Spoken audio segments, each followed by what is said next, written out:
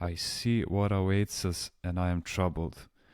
The years pass, and what difficult years they are. Our troubles are not over. The cauldron is boiling.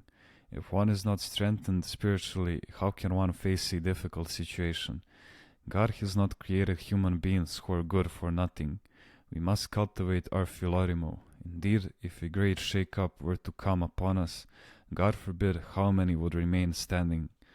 Before the 1940 war in Konitsa, where I had the carpentry shop near the marketplace, the villagers used to bring corn and wheat and so on. When these villagers would bring their corn to sell at the market, some wealthy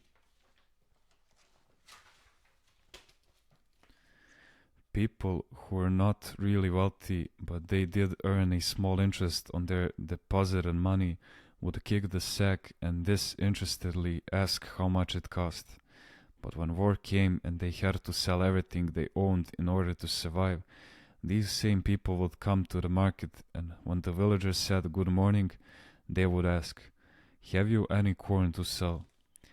This is why you should thank God for all things. Tighten your belts a little and become frugal. I see what awaits us and I'm troubled. Do not allow yourselves to get slack. Have you any idea what Christians are going through in other places?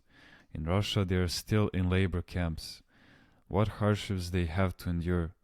There are no books for spiritual edification. And what about poor Albania and the great misfortune there? They don't even have anything to eat. Churches and monasteries have all been shut down. People even had to change their names so they don't sound Christian. Even in America, the Orthodox Christians are few and scattered in different places. Do you know what they are going through? Without an Orthodox community, they have to take the train miles and miles away just to go to church. Some come to the holy mountain to seek spiritual guidance. It is great ingratitude on our part to have such an enervate spirit prevailing in Greece. God will reveal many saints in the countries where communism was in power, martyrs who chose death. They held important positions but could not agree with laws contrary to the law of God. I cannot agree with this. Kill me, throw me into prison, they would say, so that the others will not also be misled. Here in our country, without having to, so many are showing such great indifference. It would be different if they were going through some hardships, a war or difficult years. But now it's as if nothing is going on.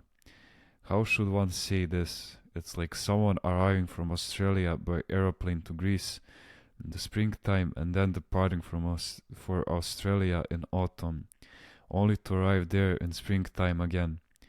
They go from spring to spring, with no winter in sight, no sense of cold and heavy weather.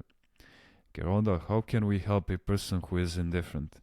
We need to instill in him the good concern, the good restlessness, perturb him so that he'll want to do something to help himself. It cannot be done by force. A person must be thirsty before you can give him water. Try giving food to someone who isn't hungry. He will throw up. When the other person does not want something, I cannot deprive him of his freedom, his free will.